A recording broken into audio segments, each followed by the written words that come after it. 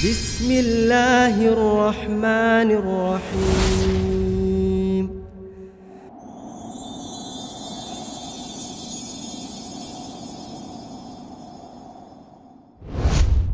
Baik, coba kita masuk ke jendelanya Namrud ini. Bagaimana kehidupan dia sebenarnya? Namrud ini Bapak Ibu sekalian ngaku, saya Tuhan. Dan semua yang mengatakan dia Tuhan dikasih apa yang dia minta. Sampai seluruh masyarakat Babilonia percaya itu. Baiklah, dia Tuhan. Dikasih apa saja gitu. Subhanallah, Allah subhanahu wa ta'ala mengutus seorang nabi namanya Ibrahim alaihissalam. Kisahnya, waktu awal Namrud mengatakan dia Tuhan, hari pertama, malamnya dia mimpi. Kerajaannya semua kebakaran. Hancur. Lalu dia bilang sama pengawal, sama penasihat-penasihatnya, bangunin semua. Apa takwil mimpi saya ini? Kata mereka, kami tidak tahu. Tapi kemungkinan ada satu orang yang bilang, malam ini ada bayi yang lahir di Babilonia, itu yang akan menghancurkan kerajaan Anda. Tiba-tiba Namrud keluarkan satu instruksi Bapak Ibu sekalian yang aneh sekali. Dia bilang semua anak laki-laki yang lahir malam ini bunuh. Maka malam itu pun pasukannya bergerak. Ambilin semua anak-anak kecil. Kebetulan salah satu yang hadir penasehatnya dia namanya Azar. Azar ini ahli membuat patung. Dia ayahnya Ibrahim alaihissalam. Dia tahu kalau istrinya baru melahirkan dan anak laki-laki. Dia segera pulang, dia bilang sama istrinya, selamatkan Ibrahim ke hutan. Namrud sudah keluarkan instruksi aneh. Semua anak laki-laki yang lahir malam ini dibunuh. Maka Nabi Ibrahim alaihissalam dibawa ke hutan. Namrud itu umurnya 30 tahun, Ibrahim masih bayi. Jadi selisih 30 tahun dengan Nabi Ibrahim alaihissalam. Ibrahim alaihissalam tinggal di hutan sampai umurnya 40 tahun. Jadi semua nabi-nabi diutus di umur 40 tahun. Sebagian ahli sejarah mengatakan lebih kurang dari itu. Tapi kita ambil misalnya hadis yang menjelaskan nabi-nabi diutus di umur 40 tahun. Masuklah dia ke kota Babilonia. Allah perintahkan dia untuk membatalkan ketuhanannya Namrud. Selama 40 tahun Namrud ngaku Tuhan, semuanya orang akui. Nggak ada yang pungkiri itu dari pengikutnya. Ibrahim alaihissalam datang ke tempat penyembahan mereka. Sampai sekarang masih ada kayak biarahnya. Kalau Bapak Ibu mungkin tidak sempat ke Irak, bisa sekarang mudah sekali di-share di Google foto peninggalan kerajaan Babilonia. Itu kerajaannya Namrud. Sampai sekarang masih ada kuil-kuilnya segala macam. Orang kalau ke Irak salah satu tempat kunjungan bersejarah di situ. Yang jelas Bapak Ibu sekalian, mereka punya seperti kuil besar, mengerucut kayak piramida tapi dia agak panjang-panjang batunya. Itu ada tangga kecil-kecil, tahu jauh ke atas. Di atas itu tuh kayak tempat kotak saja. Dulu zaman Namrud ditaruh patung-patung. Namrud yang perintahkan, patung matahari, patung dewa lah ya. Mereka macam dewa atau patung ini ada yang ada dewa hujan, ada dewa rezeki, dewa kesehatan, segala macam. Di tengah-tengah tempat itu ada patungnya Namrud. Mereka setiap hari kalau mau dapat rezeki lah, berkah lah segala macam, datang ke istananya Namrud, minta-minta sama Namrud. Kalau tidak sempat, mereka boleh datang ke kuil itu sesuai dengan instruksi Namrud. Mereka tinggal kasih sesajen. Kasih sesajen, maka dari situ mereka boleh minta apa saja. Malam itu, Bapak Ibu sekalian, orang lagi pada semua nyembah-nyembah patung berhala ini. Datanglah Ibrahim alaihissalam ke dalam kuil itu. Dia naik, di kuil ini yang ada yang jaga diistilahkan dengan orang suci. Jadi cuma dia yang boleh ambil sesajen dan dia yang taruh di patung-patung. Orang masyarakat biasa nggak boleh. Kalau masyarakat biasa datang, antar ke sana bisa kualat. Maka orang ketakutan semua untuk antar sesajen langsung kasih ke orang ini, gitu kan. Ibrahim alaihissalam datang untuk membatalkan ketuhanan Namrud. Dia datang langsung naik tangga, dia langsung datangin patung-patung itu. Dan apa Ibrahim lakukan alaihissalam? Orang semua lihat, belum pernah ada orang selain penjaga kuil yang berani dekatin patung. Ngantar sesajen saja itu takut, apalagi kalau datang tanpa sesajen. Ibrahim alaihissalam datang, tidak pakai ngomong banyak, beliau melihat ke patung itu, lalu lihat sesajennya, diambil sedikit sesajennya. Lalu Ibrahim alaihissalam bilang, wahai yang dianggap Tuhan oleh masyarakat Babilonia, bicara sama patung itu, apa kau tidak marah karena saya ambil sesajenmu? Tentu saja patung tidak akan bicara, ya. Tapi orang-orang selama ini berkeyakinan itu Tuhan. Maka Ibrahim AS melakukan hal lebih besar. Sesajen tadi dilempar ke wajahnya patung itu. Begitu kena, jatuh. Jadi belepotan nih patung, maknanya jatuh. Lalu Ibrahim AS bilang lagi, wahai yang dianggap Tuhan oleh masyarakat Babilonia, apa kau tidak marah sama saya gara-gara saya lempar wajahmu? Tentu saja patung tidak akan nyaut kan gitu.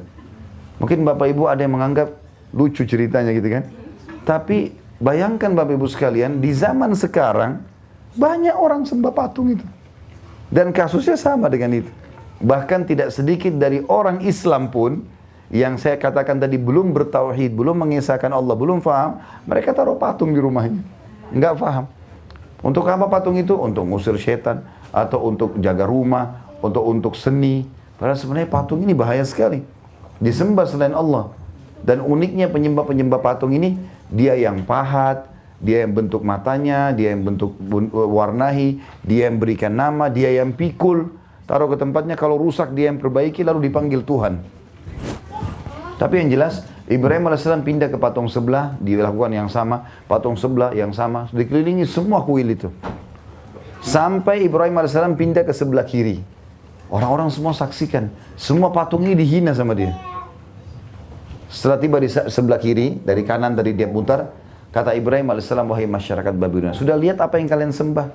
Ini patung, nggak ada sama sekali manfaatnya. Ini cuma buatan kalian, kalian yang pahat, kalian yang bentuk, kalian yang warnai, kalian yang berikan nama. Ngapain sembah-sembah ini? Saya ada Tuhan, namanya Allah. Dan kalau kalian mau saya tahu, saya utusannya, saya akan jelaskan. Orang-orang Babilonia sempat diam. Ada satu orang nyeletuk bilang gini, ini Ibrahim orang gila nih, nggak usah dengar. Ngapain dia mau suruh kita pindahkan agama kita dari orang tua kita? Ditinggalkan Ibrahim AS. Ibrahim bilang, sebentar, kalau kalian tidak mau dengar apa yang saya sampaikan tentang Tuhan Allah, saya akan lakukan tipu daya dengan patung-patung kalian. Mereka nggak pedulikan, mereka keluar, Ibrahim tidak pakai tunggu, malam itu juga keluar cari kampak, masuk lagi ke kuil. Tinggal penjaga kuil sendiri. Lalu Ibrahim AS pecah-pecahin tuh patung. Kepalanya dipotong, tangannya dipotong, hancur-hancurin. Dan Ibrahim AS mengambil potongan-potongan patung itu, yang Ibrahim tidak hancurkan hanya patungnya Namrud, raja mereka. Ditaruhlah kepala-kepala patung-patung itu, dan kampaknya ditaruh di tangan patungnya Namrud. Berantakan semua di tempat ibadah. Yang penjaga kuil lihat, tapi dia pun punya pemahaman, dia punya dogma atau doktrin dia dalam dirinya, kalau ini Tuhan, kualat nih. Mendekati saja kualat, apalagi menghancurkan. Dia ketakutan. Besok pagi masyarakat Babilonia mau datang sembah Tuhan-Tuhan mereka, dilihat berantakan semua. Mereka bilang, siapa yang buat ini kepada Tuhan kami?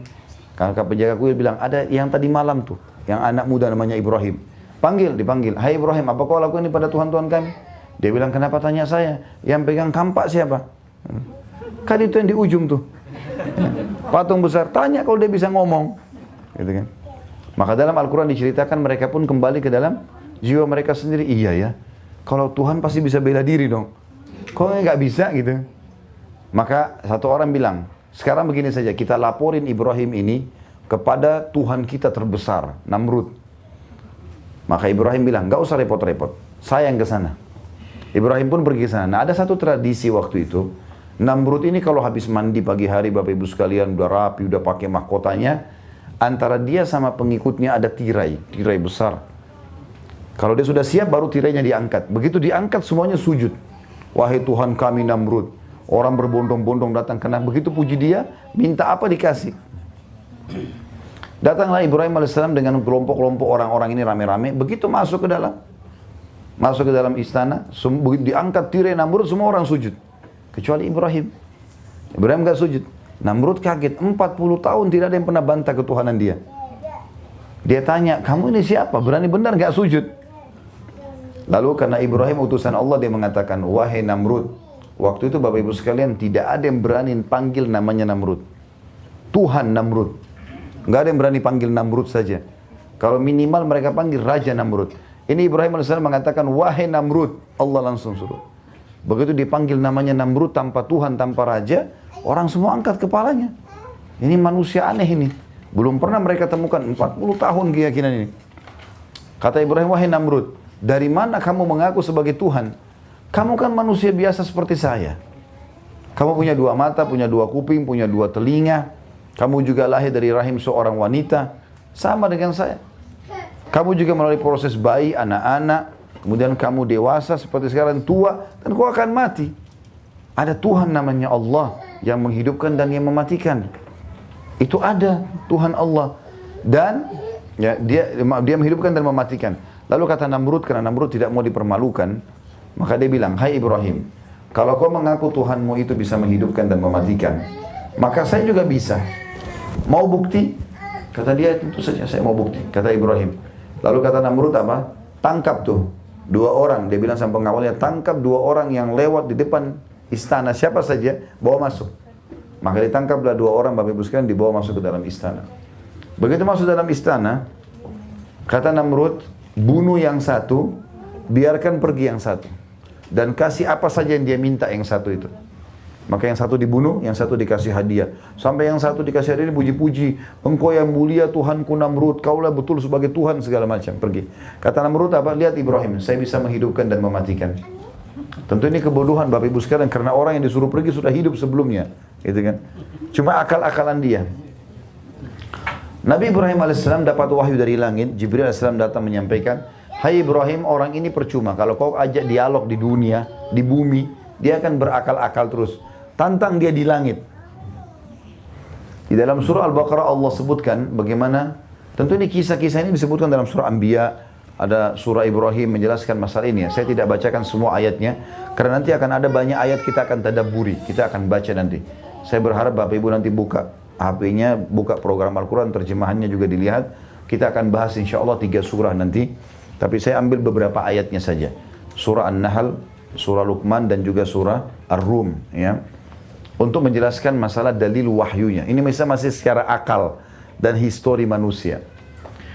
Maka Ibrahim alaihissalam pada saat itu Bapak Ibu sekalian bilang, hai Namrud, Tuhanku dan Tuhanmu Allah setiap hari menerbitkan matahari dari timur, menerbenamkannya di barat. Pertanyaan saya, apa kau bisa? Kalau ngaku Tuhan, coba pindahkan sekarang, ganti. Dari barat ke timur. Maka kata Allah SWT, fabuhital ladzi kafar. Maka orang kafir itu gak bisa nyaut. Karena jengkelnya sama Ibrahim alaihissalam, maka dia bilang, penjarakan Ibrahim ini. Lalu dia kumpul dengan penasihat-penasihatnya, lalu dia mengatakan, saya mau membunuh Ibrahim.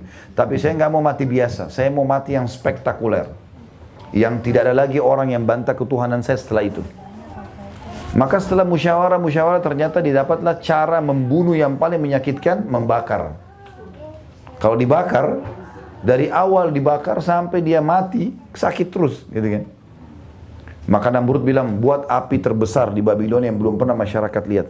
Dibuatlah dengan sekian biaya, dengan banyak tenaga, dan sampai sekarang tungkuhan apinya Namrud masih ada peninggalannya di Babilonia, masih ada. Dan Bapak Ibu kalau klik di Google ada semua itu gambar-gambar peninggalan kerajaan Namrud atau Babilonia.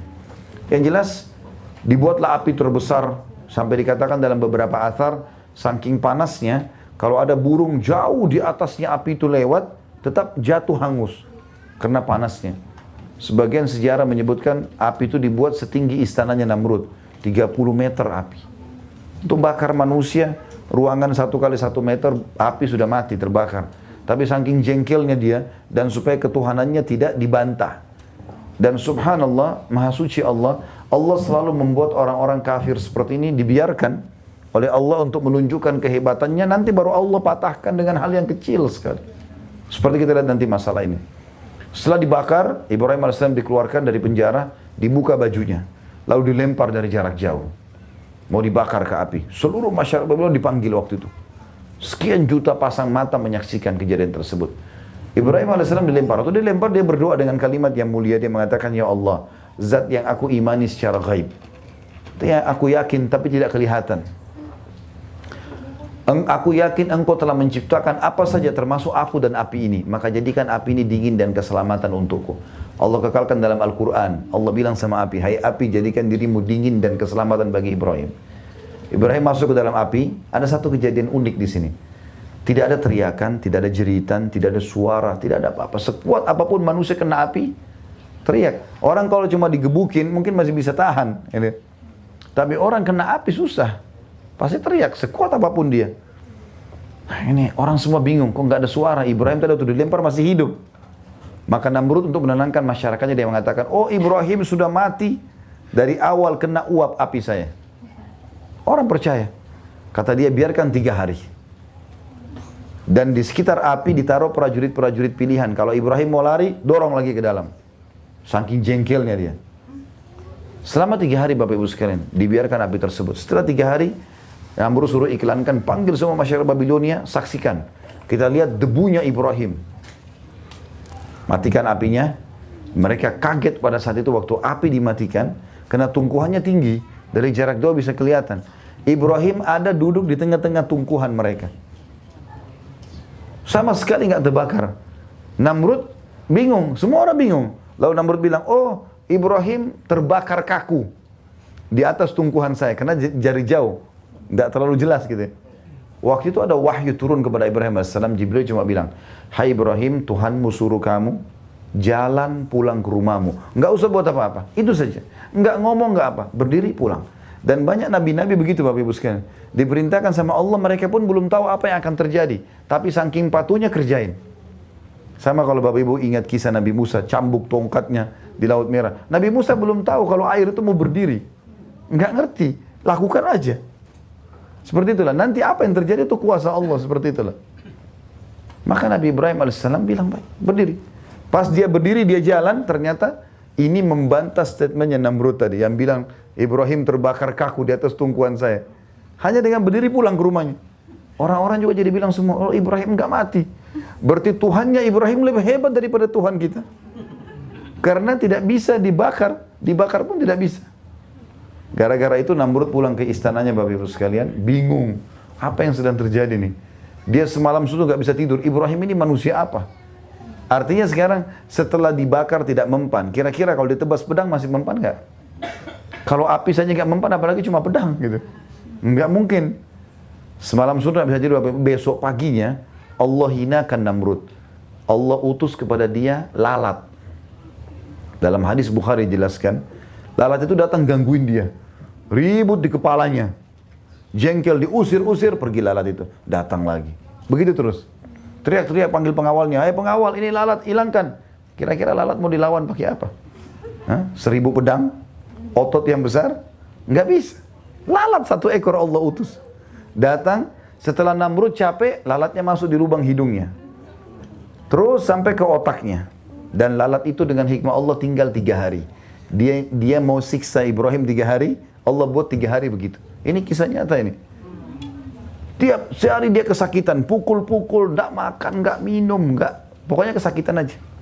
Ya kita bayangkan kadang-kadang air saja nyelip di hidung kita, tersangkut di atas, sudah sakitnya luar biasa. Ini lalatnya di dalam. Setelah 3 hari Bapak Ibu sekalian teriak-teriak kesakitan, Namrud jatuh, mati. Waktu dia mati, orang-orang yang meyakini dia sebagai Tuhan ada di sebelahnya semua. Dan mereka lihat dengan mata mereka lalat itu keluar. Tersebarlah berita, Tuhan kita Namrud mati dibunuh oleh lalat. Bayangkan, orang yang sudah mengaku Tuhan 40 tahun, mati dengan seekor lalat. Kuasa Allah, gitu kan.